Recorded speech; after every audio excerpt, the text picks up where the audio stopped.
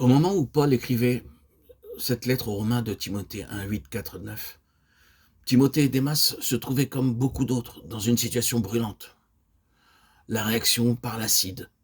Il existe pour le métal diverses pierres de touche, mais dont les résultats ne sont pas probants. Ils ne permettent pas de déterminer si oui ou non le métal est exempt d'alliage. Mais quand on en vient à la réaction par l'acide, on sait à quoi s'en tenir. Ce verdict-là est définitif. La situation de Paul à cette époque présentait toutes les caractéristiques du réactif acide. Cela tenait à plusieurs causes. D'abord, il était prisonnier de l'État, et cela suffisait déjà à dresser le monde contre lui. On ne pouvait croire ce qu'il croyait sans exposer sa vie. Ensuite, dans quelques villes ou cités que l'on visita, on découvrait que sa personne était l'objet d'une opposition unanime de la part des Juifs orthodoxes. Mais il y avait plus. Ce que cet homme avait contre lui, ce n'était pas seulement le monde, ce n'était pas seulement le système religieux qui, dans un sens, avait produit Christ et le christianisme.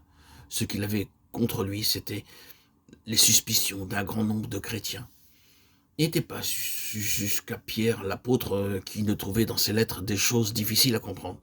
Paul n'avait rien en commun avec le monde. Au point de vue religieux, il était, de par sa position absolument, en dehors de l'ordre établi. Dans son objectif aussi bien que dans ses méthodes, il y avait quelque chose qui était plus céleste que terrestre, et qui était en tout cas si exclusivement spirituel qu'il n'en fallait pas davantage pour entourer sa personne d'une atmosphère de suspicion et d'incompréhension. Tout cela faisait le vide autour de lui, ou à peu près. Pour un serviteur de Dieu, avoir des relations avec Paul, c'était compromettre son influence, faire naître toutes sortes de questions dans son entourage. C'était presque se mettre à l'index, car l'opprobre qui s'attachait à la personne du prisonnier rejaillissait nécessairement sur ceux qui avaient le courage de le visiter. S'ils avaient une charge dans l'église, ils pouvaient craindre que cela ne leur fasse du tort. Les auditeurs seraient prévenus. Ne valait-il pas mieux s'abstenir? Le problème, en tout cas, était clairement posé. S'ils avaient dans le cœur la moindre attache pour le monde, aucune hésitation n'était possible. Comment y tenir en présence d'un homme aussi absolu?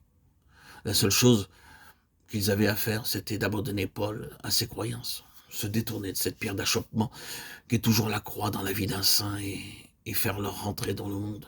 Ainsi fit Démas. Pour quelqu'un qui avait des complaisances pour le monde, le témoignage constant d'un homme comme Paul était décidément trop difficile à endurer. Allons-nous-en. Quant à ceux dont on ne pouvait pas dire positivement qu'ils avaient de l'amour pour le siècle présent, une autre voie s'ouvrait devant eux. En entretenant des rapports avec Paul, au vu et au su de tout le monde, ils se rendaient bien compte qu'ils exposaient leur réputation. On en parlerait, et pour peu qu'ils eussent des perspectives de ministère, ils couraient le risque de voir ces portes se fermer. Beaucoup, dès lors, ne pas choisir le juste milieu, laisser ignorer autour d'eux la sympathie secrète qui malgré tout les attachait à Paul.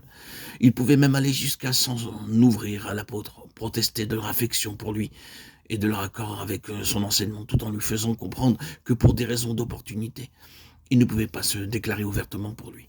Dieu bénissait leur ministère et ils ne voulaient pas exposer l'œuvre de Dieu à des ennuis en prenant publiquement fait et cause pour lui.